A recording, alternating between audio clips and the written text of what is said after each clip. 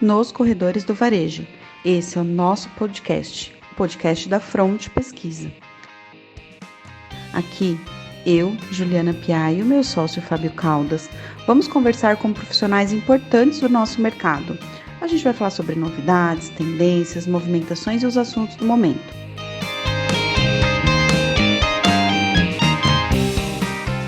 Olá, João, tudo bem? Como você está? É um prazer te receber aqui no nosso podcast. Estou muito feliz que você aceitou o nosso convite e rapidamente aceitou. Sei que você tem uma agenda super concorrida, mas muito obrigada aí por estar conosco para fazer essa gravação. Acho que vale você contar um pouco quem é o João, o que você faz, onde você está hoje, o que é essa plataforma MapFry, que para mim é cheia de coisas boas, mas eu vou deixar você contar. Tá bom, Ju. Primeiro, eu fiquei super lisonjeado e feliz com o convite, e mesmo que a agenda seja cheia, a gente abre espaço para encontros como esse, em que é a oportunidade de contar sobre o nosso trabalho para uma empresa de pesquisa, né? Então, eu estou entendendo que aqui não é só um podcast, mas também é um pouco de pesquisa sobre pesquisadores de mercado. Olha que tema legal, né? Bom, eu sou João Caetano, tenho uma história longa com o geomarketing, o que é uma coisa até atípica, incomum as pessoas permanecerem tanto tempo ligadas ao geomarketing, mas eu acho que teve um evento seminal na minha carreira que, por vezes, eu remeto a ele, em que eu vi um estudo de geomarketing. E quando eu vi, não entendi nada, eu achei aquilo um mistério, uma coisa mística, mas muito poderosa na sua quantidade de informações.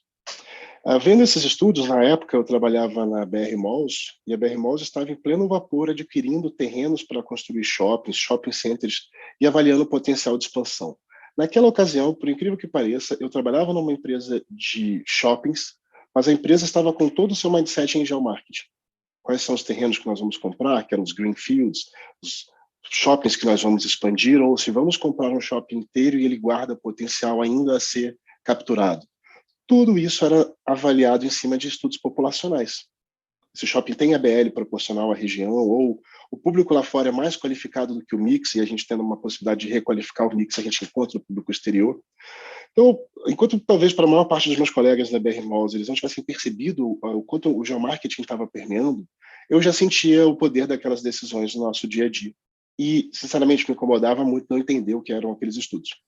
Um belo dia, o professor Rótulo foi convidado lá para fazer uma explicação para os... O professor Rótulo, Rio aqui, é um professor muito, né, já muito gabaritado, com uma longa carreira, foi do IPDM, depois o IPDM foi vendido por Ibope, ele ficou com uma empresa própria e ainda publica algumas coisas. E ele fez essa apresentação, e foi tão mágica a apresentação dele, porque ele subiu no palco e as pessoas queriam entender um pouco mais de geomarketing. O tema de chamá-lo lá era... talvez ele já tivesse feito muitos estudos para a BR Malls, eles falaram, a gente queria entender um pouquinho mais sobre essa receita aí. E ele foi contar, e ele simulou o estudo de potencial de um shopping em cima do escritório dele, do IPDM, na Vila Mariana. Rua Naquela Remanso, hora, 89. veja, e ele fazendo aquele estudo, a lógica que ele foi construindo foi a primeira vez que eu tinha visto todas aquelas informações que vinham no mapa decompostas, numa sequência de análise. Então, digamos que ali teve essa gênese. Eu tive uma marcação muito forte, uma impressão muito forte ficou comigo de que aquilo era interessante e eu queria bem mais do que continuar encontrando lugares para colocar shopping. Eu ia querer encontrar lugares para qualquer coisa e continuar com essa visão por muito tempo. E aí foi essa até minha movimentação de vida e carreira. Eu me mudei do Rio de Janeiro para São Paulo, tive aula com o professor Rótulo na SPM, onde eu dou aula mais ou menos na mesma cadeira que ele deu. Então, eu ainda tenho essa satisfação, essa felicidade. E como professor de geomarketing, a aula ela era muito sem graça, antes da MapFry. Quando eu estava na escola, meus professores falavam, poxa, vocês têm computador, têm videogame, nós professores estamos aqui com o giz e a lousa. A gente não tem recursos. Eu também.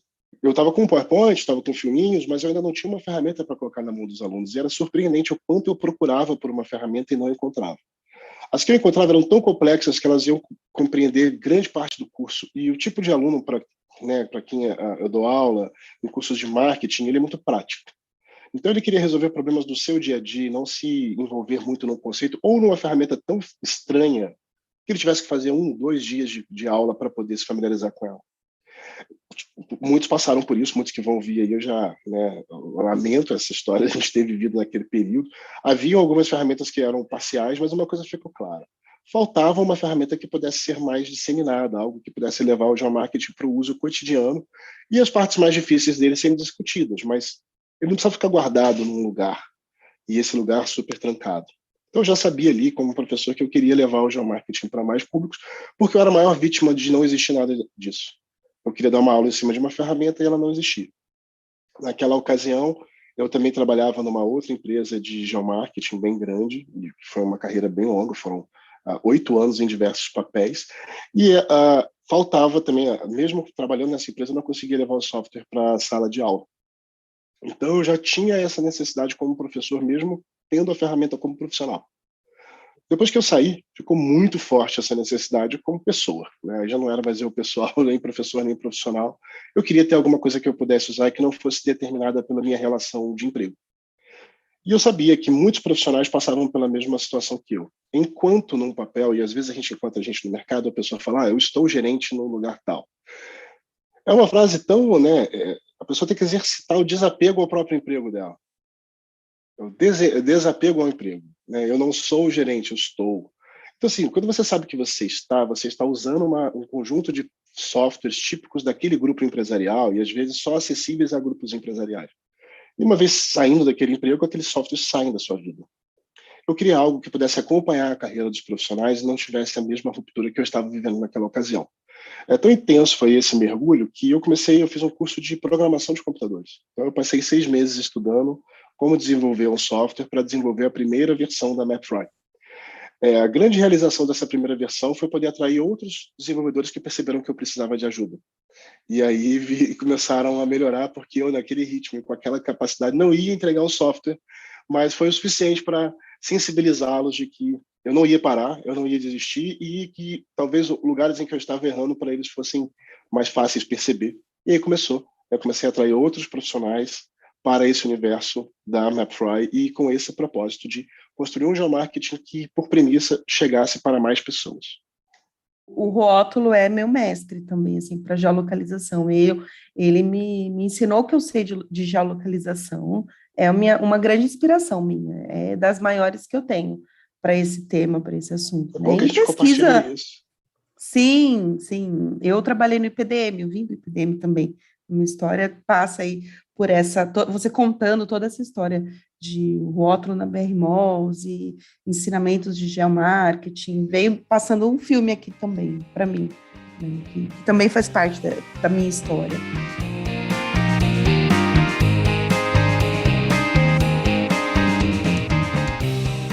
A geolocalização entrou acho que em crise nos últimos anos, nos últimos 2 anos, né, o nome, a palavra, porque muita gente muita gente não, o mercado vem com o movimento do online, o movimento das compras sem lugar, você compra de onde quiser, o cliente precisa poder comprar onde ele estiver, né, no mundo cada vez digital, mais digital.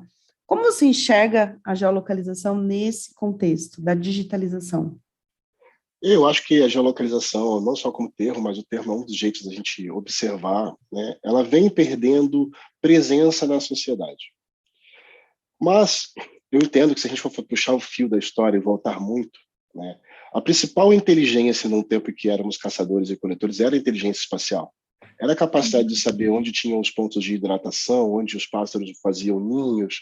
Então, a inteligência nessa época espacial, a capacidade de entender o ambiente exterior, ela foi muito poderosa e valiosa, acima de diversas outras inteligências, como hoje uma que é mais valorizada, que é a lógica matemática. E hoje, né, nós estamos numa era em que, assim, se antes tínhamos a coisa do ponto de venda e eu posso fazer compras online, isso pode afetar um pouco a triangulação da geolocalização, eu ainda vejo esse ponto que você levantou, Ju, em outro aspecto. Repara na força dos softwares de geolocalização na nossa vida que fazem o trabalho da geolocalização por nós. Então, quase ninguém mais é exigido fazer um raciocínio espacial. Para todos nós, a gente espera que alguma coisa faça o nosso raciocínio espacial se resolver. Seja naquele token do shopping lá que me diz onde fica uma loja, seja quando eu peço comida e toda aquela organização de entregas chega, Eu falo muito sobre a prova de taxista em Londres, aqueles táxis pretos clássicos de Londres. Aquilo era uma faculdade que você tinha que fazer quase para poder ser licenciado como um taxista, porque você não era só um motorista e um carro, você era também um navegador daquela cidade. Contratar um taxista era contratar alguém que sabia navegar aquele espaço. Hoje, o Uber, né, qualquer aplicativo de transporte, resolve o problema de navegação espacial. Então, em quase tudo, a geolocalização está presente, mas ela está abstraída em soluções. E isso é uma camada de valor para as pessoas capazes de criar essas soluções que abstraem, mas de uma forma geral, essa ideia de que você vai exercitar a sua inteligência espacial, ela está cada vez mais se apagando e cada vez mais se transformando na expectativa de que deveria ter um aplicativo que fizesse isso. Se por acaso vocês tiverem uma ideia, vocês me ligam, a gente vira sócio. Porque nos que já existem, a gente vem trabalhando em cima, né, de soluções de geolocalização, mas quase sempre simplificando muito, para o esforço de pensar o espaço ser cada vez mais reduzido, se não totalmente desfeito, como a gente vive no Waze, que eu não preciso me preocupar em nada. Entre o ponto A e o ponto B, o Waze vai cuidar de mim, se tiver um garrafamento, ele vai me tirar. Adorei essa ideia, esse pensamento de. Eu não tinha pensado por esse lado, mas é isso. O nome, né? A geolocalização como um nome, como um conceito, vai perdendo espaço, mas as soluções intrinsecamente têm essa inteligência por trás e a gente não percebe, a gente pouco para ver isso, né? Para entender que a geolocalização está por trás de todas esses exemplos que você colocou, né? Acho que gostei, muito A gente interessante que esse veio outro do lado. mapa, Ju, que viveu esse lado do gel, a gente sempre resolveu as coisas olhando para o mapa e pensando por qual caminho, né? Como é que a gente vai movimentar Sim, nossos recursos, alocar nosso capital no espaço. Hoje, hoje o mais comum é esperar que alguma ferramenta processe essa inteligência e devolva para você sugestões. E mesmo quem constrói software está mais inclinado e vai ser reconhecido e premiado por construir soluções que já carreguem pedaços de decisão e recomendação. O que, num aspecto, é um pouco triste, porque as pessoas simplesmente não exercitam esses músculos do pensamento, se acomodam, e aí você deixa para um grupo de profissionais que são capazes uma responsabilidade enorme que eles podem usar para o bem ou para o mal. sim, e vai em linha com o que a gente estava falando antes de começar a gravação, né? Dessa leitura de dados geolocalizados ficar muito concentrada em alguns poucos profissionais, não poucos, né? Mas a infinidade muito menor de pessoas que poderiam usar, que sabem usar essas informações de geolocalização, né? Deixa eu aproveitar um pouco aqui da sua disponibilidade, do seu tom professoral, para a gente entender melhor e desmistificar de uma vez os conceitos de geomarketing e geolocalização. Bom, o geomarketing ele serve para separar uma região que tem uma atividade quente de uma região que não tem. Agora, a atividade econômica quente ela pode mudar de acordo com um negócio ou outro. Por exemplo, a entrega de pizzas, como a gente usou aqui ao longo da conversa, tem a ver com residentes. E a venda de lanches tem a ver com passantes. Então, eu preciso ser capaz de mostrar as características desses lugares para elas serem traduzidas em intensidade.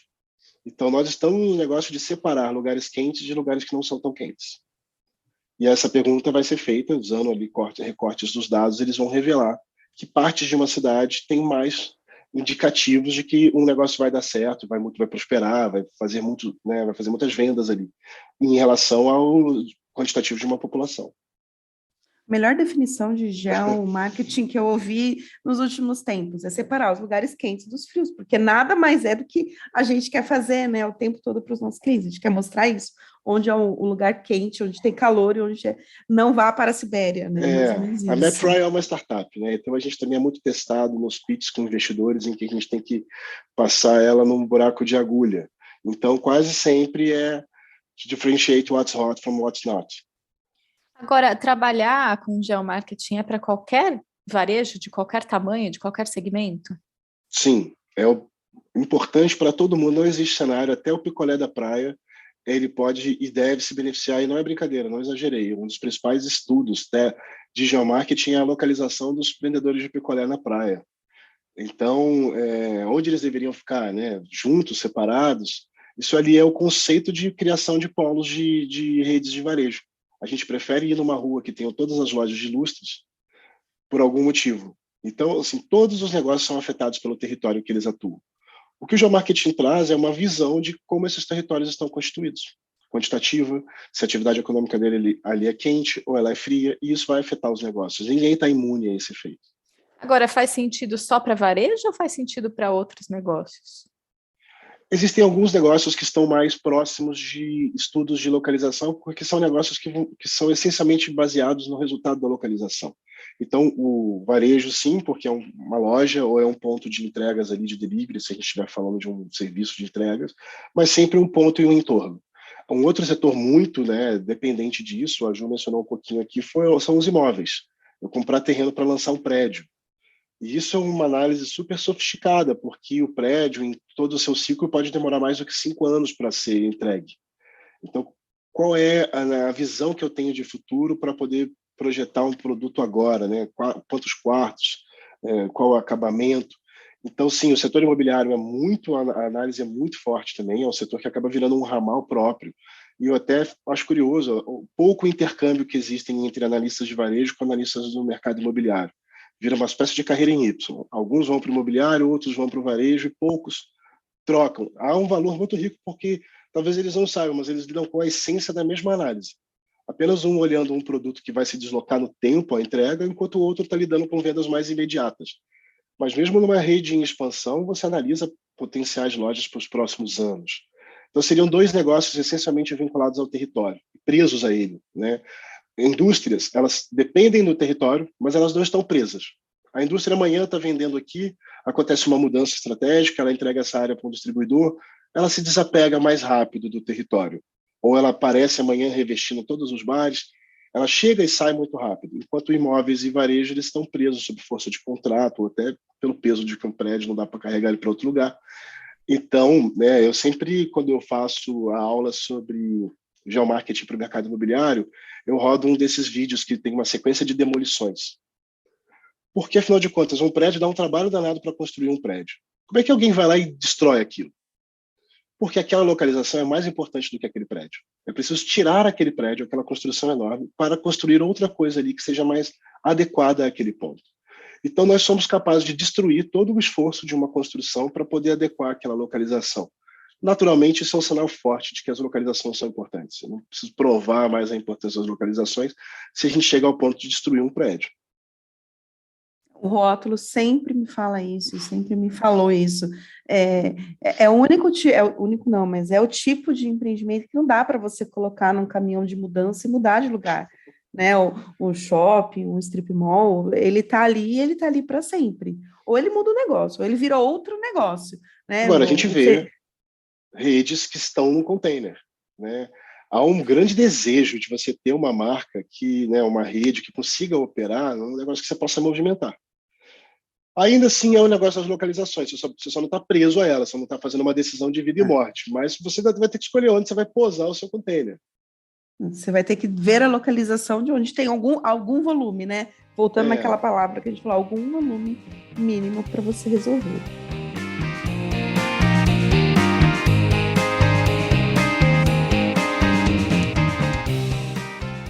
Nesse caminho ainda de desafios que a gente enfrenta, e aí é um desafio que eu enfrento aqui como pesquisadora, eu acredito que você também, é a escassez de dados, né, de informações, de fontes de dados oficiais, boas e atualizadas, né? No Brasil, a gente tem uma defasagem enorme de dados, veja o censo que a gente está esperando bater na porta, porque ele não está chegando, né?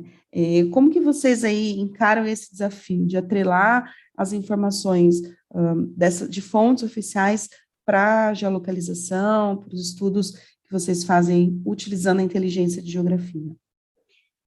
Por mais que a gente veja isso como um desafio, é também para nós uma oportunidade de posicionamento, porque esse problema acontece em todos os lugares, ele é tão grande, ele é tão complexo que se os lugares tentarem resolver sozinhos, eles vão gastar muita energia para resolver uma coisa que o concorrente também está resolvendo.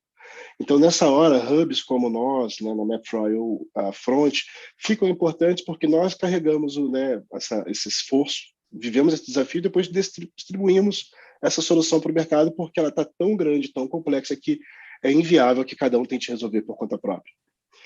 Nós teremos o censo aí, né, tá cada vez mais próximo, todo mundo com os dedos cruzados, a começar agora em agosto.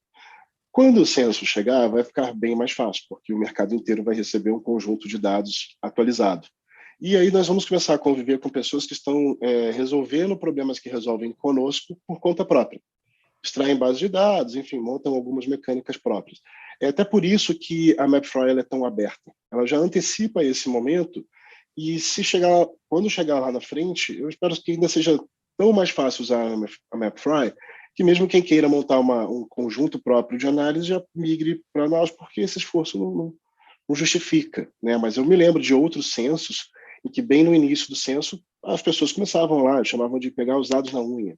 Iam lá, puxavam as bases porque elas ainda eram muito representativas.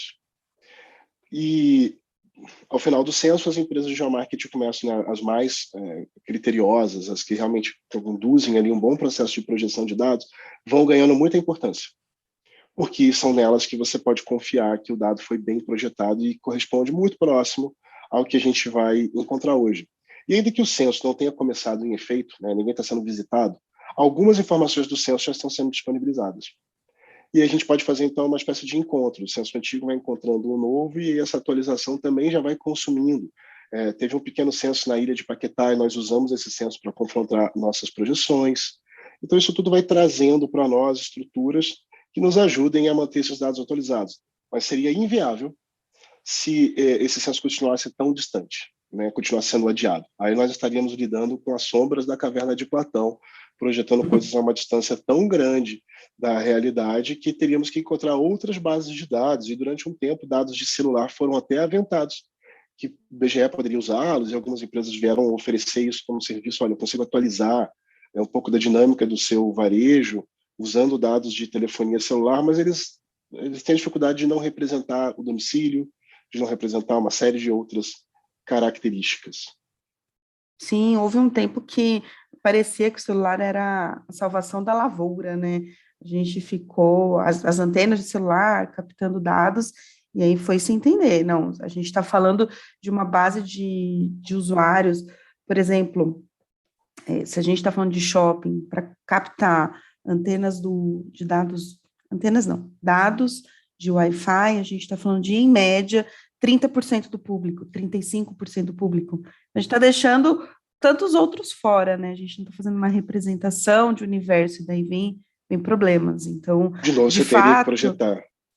você teria que projetar, mas com uma base complicada, porque esses 35% é quem? É de perfil. De que perfil é esse? Né? É um perfil normalmente mais BC ou mais C, mais jovem, mais homem, mais masculino. Então, tem alguns desvios aí para o uso desse dado, mas ele teve aí sua importância. Agora, com a aproximação do censo, a gente tende a sanar melhor essas questões. E a gente vai fazendo aproximações, como você falou, né? A gente vai projetando, ajustando.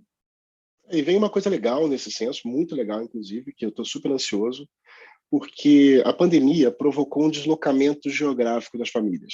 A gente conhece algumas pessoas que, né, o famoso clássico de sair de São Paulo e resolveu alugar uma casa num condomínio do interior, agora vive uma vida perfeita, livre de todas as mazelas da cidade. Esse suposto deslocamento, esse exemplo, né, de que as pessoas puderam se reorganizar espacialmente, porque a pandemia liberou as pessoas para trabalharem cada vez mais remotamente, mesmo regimes híbridos. Você pode diminuir sua presença na cidade e trocar um apartamento maior por um apartamentinho e manter a casa, né, no interior, ou na praia. Isso tudo aconteceu provocado pela pandemia, e se o censo tivesse caído na data, ele teria tido dificuldades em capturar. Então, ele também vai capturar o retrato de um novo tempo, alterado por esse evento que acabou fazendo o próprio censo ser adiado, mas permitiu que ele ganhasse muita relevância para os próximos 10 anos. Né? Esperamos que não tenha nenhum evento dessa magnitude para promover novos deslocamentos geográficos, então a gente sai com um censo também muito consistente para projeções acertadas sobre vários comportamentos, inclusive, neste caso, um comportamento que o censo tivesse sido feito na sua data teria fatalmente trazido uma informação errada hoje, né, porque o deslocamento teria acontecido, e nós não teríamos tanto a saber. Agora ele vai trazer para a gente o resultado desse deslocamento, inclusive, acaba que a pergunta do censo, ele pergunta tudo sobre você no ano passado. Isso pode acontecer de pegar um pouquinho ainda, efeitos que ainda não são as pessoas voltando, mas ainda assim, já dá uma bela noção desse deslocamento espacial e cidades que ganharam moradores e por quê, e lugares que perderam moradores e por quê. Isso vai ajudar muita coisa. Os efeitos disso já estão acontecendo nos negócios, mas a gente não sabe. É quase quando a gente tem alguma coisa e nenhum médico descobre. A gente está prestes a fazer um exame que vai trazer os efeitos que estão agindo sobre os negócios. Você já viu, assim, pelos estudos e conversas e coisas que você viu aí ao longo desse último ano, algum caso, alguma história, alguma ilustração desse deslocamento em massa para interior? Você tem algum caso para contar? Eu acho que o principal aspecto que a gente pode observar, não num estudo específico, mas ele permeou diversas análises, foi o movimento em busca de um índice de desenvolvimento humano mais alto, o IDH. Esses lugares eles têm um equilíbrio de aspectos com educação, né, salários, saúde, e foi para onde as pessoas acabaram se dirigindo quando tiveram a oportunidade de se deslocar. Agora, que tipo de pessoa é essa? Não são as classes em geral, existe até um nome que a gente explorou bastante durante a fase que esse deslocamento estava sendo provocado, que foi mais ou menos no início da pandemia, que são as classes criativas.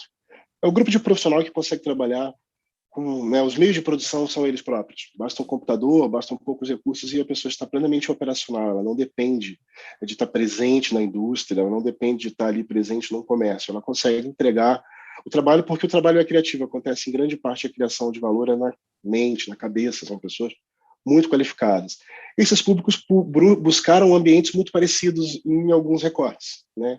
Proximidade com a natureza, qualidade da educação, proximidade do mar. As cidades praianas ganharam muitos moradores.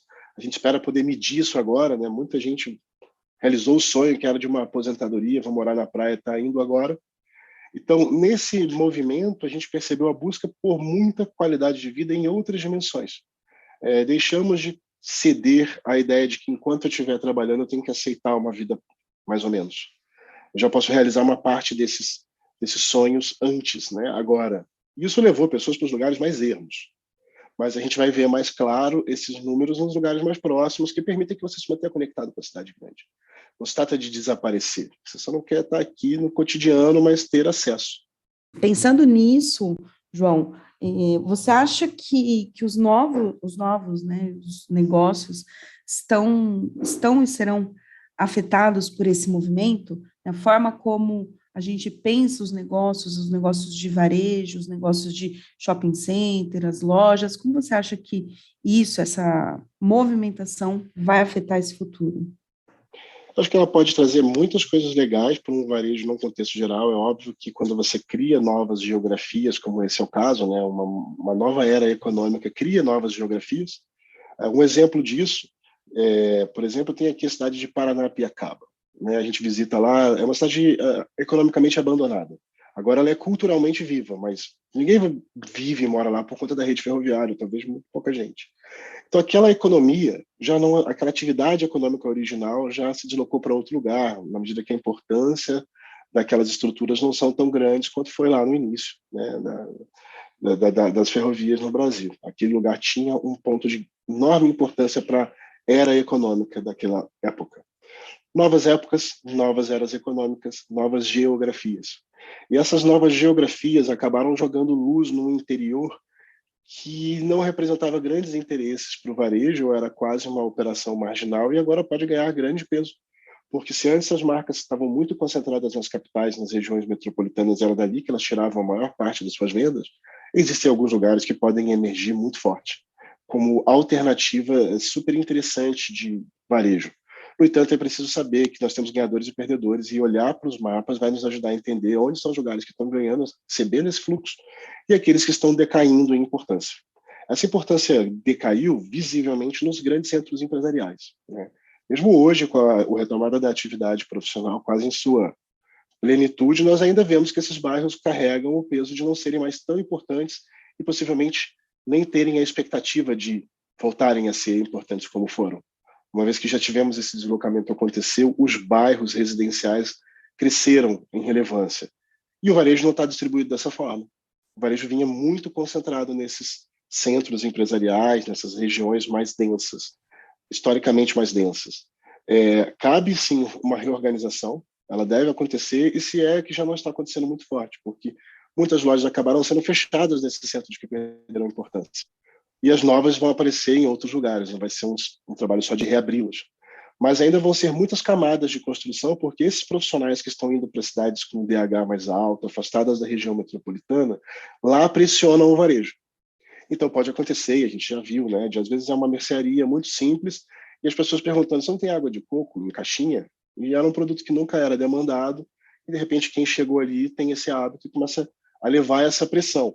A indústria compreende isso, mas como chegar num lugar que eu nunca atendia, né? Que eu não tinha nem ideia de que era importante o meu produto lá. Então, há uma reorganização logística, tanto para o varejo quanto para a indústria, em nome dessas novas geografias. E talvez até, se a gente pensar um pouquinho para trás, era um movimento que já vinha acontecendo, né? A gente já vinha com uma escassez de terrenos, de bons pontos em grandes cidades, em grandes mercados há bastante tempo. A gente não está. Acho que a pandemia acelerou, acentuou e deu luz para esse movimento. Mas a gente já vem há algum tempo, a gente aqui mesmo, estudando terrenos sempre, quase sempre, né, terrenos menores, terreno menor não, em cidades menores, né, terrenos em cidades menores, buscando essas tais oportunidades aí, onde o empreendedor está enxergando uma maior movimentação, uma maior deslocamento, e acho que isso vinha acontecendo e agora acentuou, acelerou bastante. É um movimento que vocês já tinham observado mesmo antes da pandemia? Já, Thaís, é um movimento, sim. Se a gente, eu não tenho números aqui para falar, mas se a gente botar no papel aqui, contar quantos estudos de potencial de mercado a gente fez para cidades grandes versus para cidades pequenas, já há algum tempo essa balança virou. A gente, diferente do que foi em 2010, 11, 12, que foram os booms da construção de shopping center, que a gente estudava só capital, só cidade com mais de 500 milhões não, né? 500 mil habitantes, 400 mil habitantes, depois vai diminuindo. Agora a gente já está estudando cidades de 50, 60 mil habitantes para a construção de shopping center ou strip mall, né? Ou o que seja, mas esse é um movimento que a gente já vinha acompanhando há algum tempo, sim. O que conecta até com o episódio do Marco Saad aqui, que deu toda a descrição de como um strip mall vai ser pensado, né, vai ser concebido. E, de fato, até tive em contato com ele não faz muito tempo, justamente em nome desta oportunidade que está muito clara, né? O varejo está procurando veículos estruturados, quer dizer, veículos são formatos para abrir minhas lojas, que não são um shopping, porque não vamos abrir grandes shoppings, mas também não quero abrir uma loja na rua que me traga todos as dificuldades administrativas e operacionais de uma loja de rua, em que a própria loja tem que se prover de tudo. Então, sim, emerge muito a importância do papel até do que o Marcos trouxe com a AB Malls, no sentido de estruturar a criação desses malls e que eles sejam criados com todos os recursos importantes para um varejo na escala de um strip mall, né? Não quer dizer que tem que ter tudo que tem num shopping, mas muitas vezes o empreendedor local tem um terreno que ele acredita ser bom, faz o shopping com tudo que ele tem de melhores intenções e falha porque não seguiu as melhores práticas do que o varejo espera dele.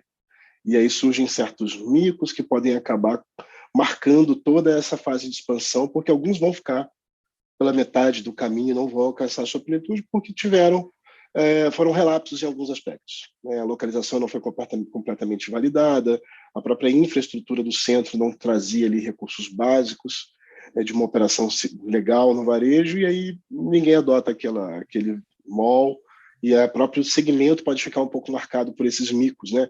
A gente repara um bom mall dando certo, a gente fala, olha, que bacana. Mas a gente vê um dando errado, a gente olha muito mais vezes para aquele lugar fantasmagórico. Sim, sua primeira fala aqui foi, o ponto não foi, a localização não foi bem validada, né?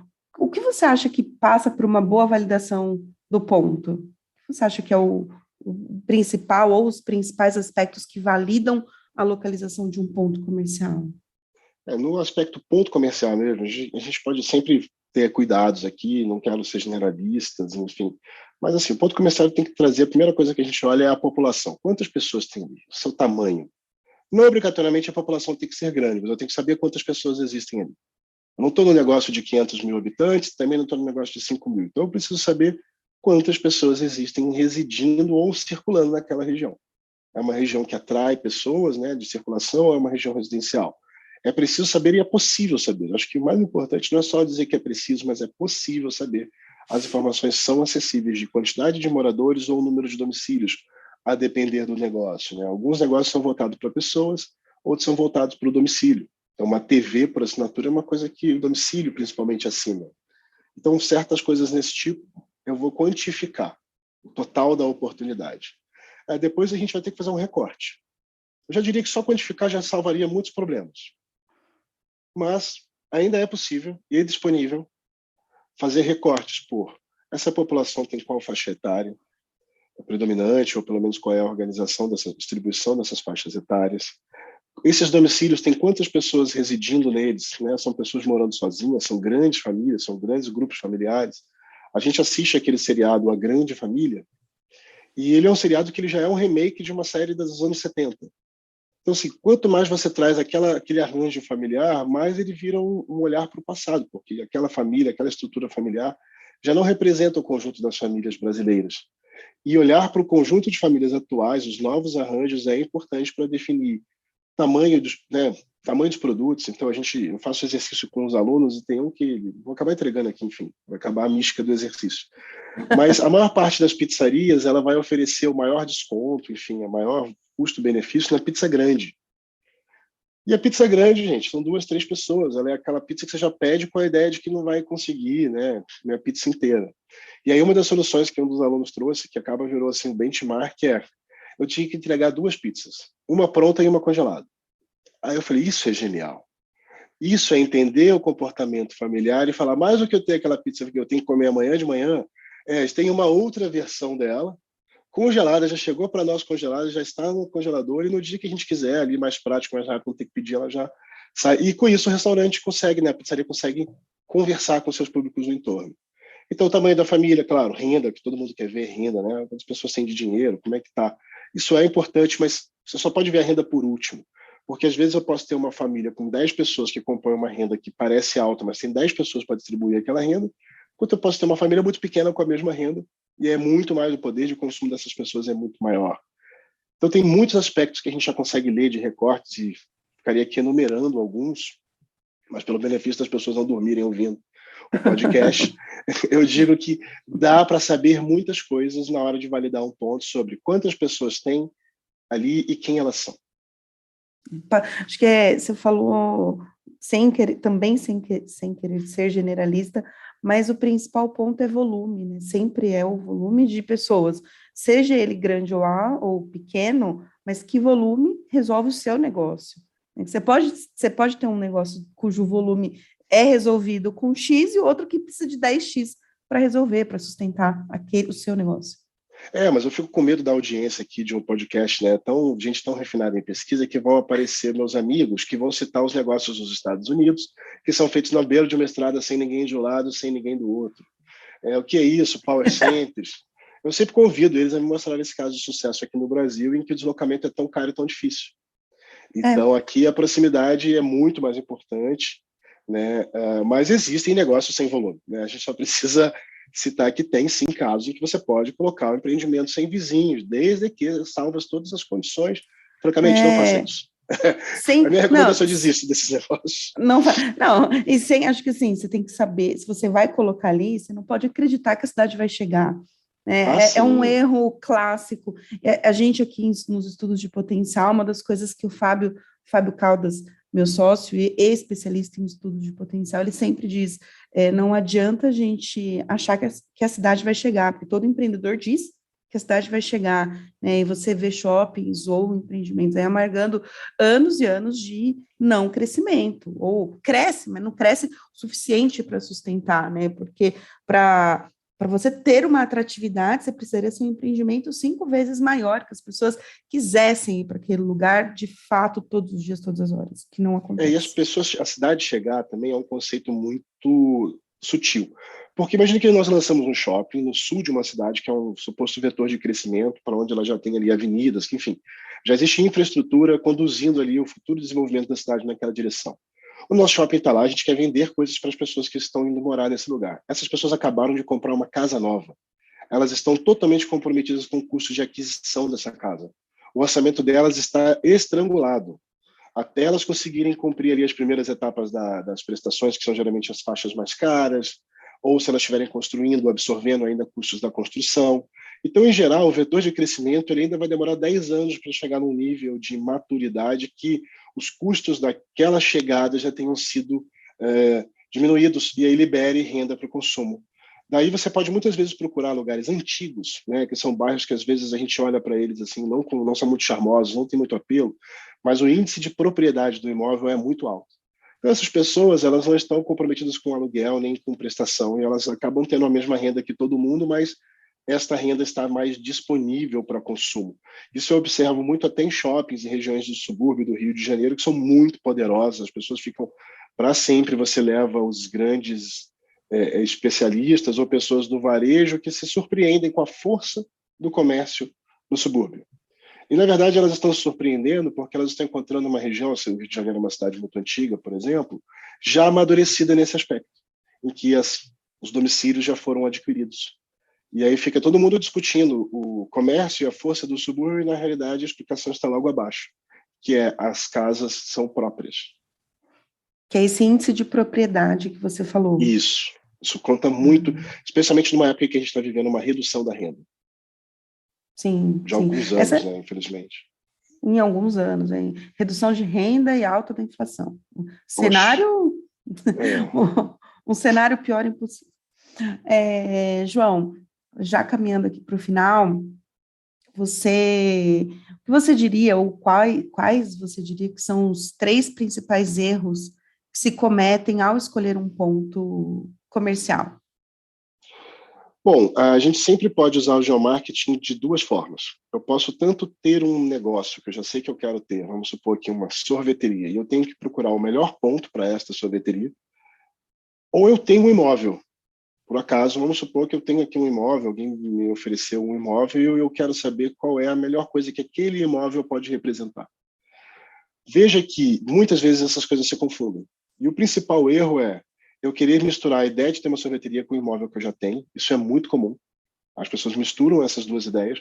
Se eu possuo um imóvel, pode ser que eu alugue ele para uma outra finalidade, ela dê muito certo. Se eu quiser continuar operador de sorvetes, eu vou abrir minha sorveteria em outro lugar. Então, a vocação de um imóvel ela é independente dos interesses de quem o possui. Ela tem que ser espontânea. A gente tem que estudar aquele imóvel serve àquela população de que forma, qual é a melhor forma que ele pode servir à população do seu entorno. Alcançar esse quantitativo que vai representar o maior volume de vendas. Ou, se eu tiver uma atividade, como, por exemplo, sorveterias, sapatarias, enfim, qual for, em que lugares eu quero pousar, né, esse negócio, em que lugares eu quero estabelecer. E essas coisas não se comunicam. São 2 caminhos que não se comunicam e eu diria que a maior parte dos erros passa por aí. E, claro, não fazer um estudo que te traga o quantitativo. É surpreendente a quantidade de negócios que é feito ainda sem nenhuma avaliação do quantitativo nas imediações. E é nisso que a gente atua, né? A gente atua num trabalho de levar a possibilidade de fazer essa análise quantitativa na mão de quase todo mundo que queira, mas nem todo mundo que queira pode interpretar esses dados tão fácil. E aí é preciso de parceiros que sejam transformadores da informação bruta numa estratégia de negócios, como é um trabalho que a Front faz. O João me deu um gancho ótimo para uma pergunta que eu queria fazer para ele, que é para ele explicar exatamente o que faz, o que entrega a Mapfre. A Mapfre ela tem a informação da população brasileira, né, vinda em grande parte do censo, por quarteirão. Então, cada um imagine o quarteirão em volta de si, a gente consegue dar a contagem de pessoas, domicílios e todas essas características no quarteirão. É possível olhar em camadas ainda mais elevadas, bairro, e por aí vai. Mas como os negócios são muito afetados pelas imediações, quanto mais próximo, você poder olhar num mapa, não diferente da experiência que a gente tem com o Google Earth, lá, Google Maps, mas acender uma camada, né, uma lâmina de informação por cima, que escurece, fica mais intensa a cor. Quanto mais pessoas vivem, ou quanto maior a renda ali, é assim que os analistas identificam predominâncias e concentrações populacionais ou econômicas. E para quem que é? Você acha que esse é um tipo de serviço que está acessível para todo mundo? Ele está disponível, mas não é acessível por conta da dificuldade de lidar com essas informações.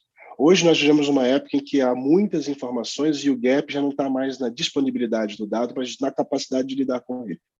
E, de fato, ainda que qualquer pessoa possa criar uma senha gratuita na MapFry e já cair lá no ambiente de mapas, podendo ver esses dados, lidar com essa informação é um processo um pouco mais lento. E não que seja difícil, impossível, é preciso um compromisso. E muitas vezes as pessoas já estão focadas, elas não estão ali parando para aprender uma coisa nova. É por isso que a gente trabalha muito para criar toda uma rede de consultores, de especialistas que possa fazer essa ponte entre o empreendedor que precisa da informação, que vai agir, e quem sabe lidar com ela. Porque nós somos desenvolvedores de tecnologia e bancos de dados. Isso é a nossa concentração. E muitas empresas fazem a ponte inteira e aí vão acabar atendendo grandes grupos econômicos que são geograficamente dispersos, muito presentes no Brasil inteiro. Pensa aí numa Ambev, a complexidade espacial desse negócio.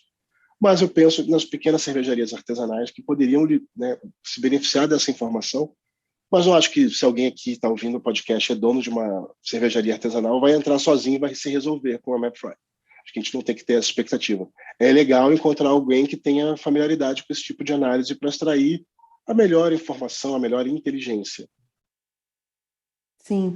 João, nessa ferramenta tem, acho que até extrapolando um pouco que o assunto aqui é mais curiosidade, tem dados de potencial de consumo? Nós estamos subindo agora uma versão um pouco simplificada, orientada muito mais para o orçamento familiar.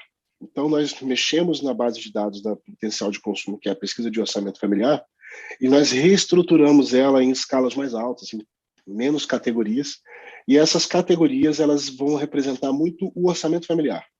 É importante a gente poder olhar ali o peso da moradia naquela família, que vai estar muito correlacionado com a posse ou não do imóvel, como eu estava mencionando. Então, a gente trouxe para esse lado, mas é sempre interessante a gente poder trazer dados de outros parceiros, porque a MapFry, e como plano, né, de negócios, ela não pretende se sustentar garantindo esses dados aqui, né, esse conjunto de dados. Mas, para começarmos, tínhamos que colocar esses dados, senão não teria um software vazio, como já é o Google Maps. Então, nós trouxemos uma camada de dados, mas nós, como publicadores de dados, somos limitados à nossa capacidade de conhecimento de mercado. Trazer outras empresas, outros players que publiquem dados conosco, é onde a gente consegue ganhar muito mais escala, volume e relevância. Então, um potencial de consumo, por exemplo, com a visão de shopping que vocês sempre tiveram, e sempre foi o desejo do mercado de shopping, significa nós não termos que impor a qualquer cliente que venha de shopping ter que se adaptar ao nosso. Uma das coisas importantes do nosso negócio, a gente fala muito de tecnologia, mas a tecnologia fala muito pouco de mudança de comportamento. A não ser que seja para deixar a gente cada vez mais preguiçoso. Aí ela é ótima. E nós já éramos preguiçosos, então não tem nenhuma mudança de comportamento aí. Mas vejam que uma tecnologia que depende de uma mudança de comportamento, ela tende a falhar. Então nós não queremos ficar aqui revolucionando todas as micro-revoluções. A gente precisa se conter àquilo que vale a pena ter uma pequena mudança de mindset, uma pequena mudança de jeito de agir pelo bem. Não estou pedindo para o empreendedor passar a fazer estudos completos, mas dê uma olhada no quantitativo. Né? Ou quer uma estratégia vencedora, precisa, né, combater concorrentes grandes, fortes, procure um consultor, procure alguém que possa ler nossos dados, conversar e traduzir isso numa estratégia. Sim, traduzir, acho que a tradução final que a gente quer é o potencial de vendas, né? Não o potencial do mercado, o potencial da venda desse negócio. E essencialmente algo que a MapFry não entrega. O principal papel que a MapFry quer ter nesse ecossistema é o fornecedor do software, de um sistema que sustente mapas e informações em velocidade para quem for ser o analista. Mas as informações que vão estar carregadas ali e os parceiros de análise lá na ponta, consultores, especialistas em expansão, esse é o ecossistema que a gente está começando a construir numa visão realmente descentralizada, porque a gente percebe várias empresas atuando em todas essas pontas. Produzem o software, produzem o dado e fazem o esforço de atendimento. Qual é o problema? Muitas vezes a gente fala de uma empresa que tem um dado bom e a outra tem um outro dado bom. E às vezes acontece o cliente ter dois softwares, que ele tem que lidar com duas interfaces, ele tem que lidar com dois contratos, apenas para ver esses dois dados. O que no fundo a gente quer fazer é one-stop shop. Esses mesmos fornecedores de dados poderiam fornecer os dados aqui. E o analista que já está acostumado com essa rotina de análise, usa ela aqui. E a gente não fica fazendo vários setups ali de ferramentas, enfim, começa a concentrar. É natural que quem desenvolve o dado e o software não vai querer entregar o dado para a MapFry agora. E é por isso que a gente está conversando com parceiros de dados que não tenham software e estejam procurando canais para os seus dados serem visualizados, para os seus dados serem consumidos e monetizar essas informações.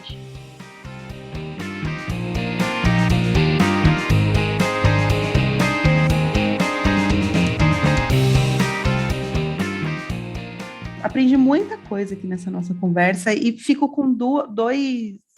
Fiz até anotações aqui, várias anotações, mas duas coisas. Geomarketing serve para apontar lugares quentes e frios, vou colocar isso no meu speech também, e a transformação do conceito da geolocalização, do geomarketing, né, que veio passando aí por cair um pouco em descrédito da geolocalização não ser importante, a geolocalização não é, mas não é isso. A gente só transformou o conceito, ela continua sendo essencial aí para todos os negócios. É muito importante, mas ela está cada vez mais abstraída. A gente nunca sabe se em algum momento, né, no futuro próximo, nós voltaremos a ser mais requisitados por alguma mudança que a geolocalização venha a resolver. Então será um momento em que os humilhados serão exaltados, porque continuamente nós estamos nos vendo num papel cada vez menos exposto como fornecedores de solução. É óbvio que quem fez o Uber, quem fez esses aplicativos, o Waze, colocou uma grande inteligência de geolocalização, mas não convidou os profissionais a continuarem construindo. Fez aquela inteligência, eu não sei se a rota do Waze é melhor ou pior, ela é melhor do que eu, às vezes, e aquilo vai embora. E complementando isso, a gente pode pegar o seguinte, fazer mapas, né? Era uma coisa que na antiguidade importava muito, a rota, as informações que o mapa tinha. Então, as pessoas que faziam mapas, elas eram muito prestigiadas. Era um cargo próximo dos grandes centros de poder. Então, olha como a nossa importância ela vem mudando de lugar, né? A gente não sai do poder, mas a gente vai desaparecendo como figuras conhecidas. Em Londres, quando as pessoas já viviam em grande, né, em 1850, foi uma das primeiras grandes concentrações populacionais do mundo, assim, novamente a geolocalização resolveu um problema que estava matando muitas pessoas, que era o problema do cólera naquela ocasião, e que deu origem a todo o sistema de saneamento, toda uma investigação, uma técnica de investigação espacial, teve seu ápice ali e foi adotada ao longo de pelo menos 100 anos, 150 anos, ela vem seguindo. O que mudou foi que essa inteligência sobre mapas vem sendo agora entregue aos computadores. E quanto mais a gente automatiza essas decisões nos computadores, menos a gente pratica. Mas um grupo de pessoas capaz de praticar sempre tem que estar ali para criar novas rotinas de análise, para criar novas interpretações, ainda que essas novas rotinas sejam também automatizadas, transformadas em software. Mas, assim, hoje a Mapfry como entrega, por exemplo, ela deixa muito espaço aberto para quem vai criar a partir das nossas informações. A gente não entrega a informação ali mastigada, dizendo, faça algumas perguntas e esses lugares se acendem. É um caminho possível, mas hoje a construção é com os nossos parceiros de análise. São eles que identificam o que está quente e o que está frio a partir das nossas informações. Eu vou caminhando aqui para o final, adorei a nossa conversa, eu agradeço a sua disponibilidade, João, e eu faço votos que a gente também seja parceiros de negócios aí para frente, né? Acho que unindo aí os dados, a inteligência de dados em favor do varejo, desse tipo de negócio que tanto a gente falou aqui hoje. Obrigada pela participação. Prazer, Ju, um prazer encontrar com vocês de novo aqui nesse novo estágio, né? A gente atravessou tanta coisa. Alguns anos já que a gente se conheceu aqui, Front e Mapfry, e Ju, Caetano e o Fábio na ocasião, por intermédio aí do nosso querido Haroldo. E esse encontro foi muito gostoso ver essas perguntas e também praticar essa arte de pegar coisas que são conceitos complicados e tentar passar por um filtro em que eles fiquem mais acessíveis, porque, no fundo, nós até conseguimos fazer um software acessível, mas ainda não conseguimos falar de uma forma acessível. Enquanto ainda é difícil expressar, e aqui foi um exercício maravilhoso provocado aí por vocês. Foi bem gostoso. Obrigado. Obrigada. E se você gostou deste episódio e quer acompanhar outras conversas tão inspiradoras quanto essa, não deixe de assinar o nosso canal no Spotify, Os Corredores do Varejo. Até a próxima!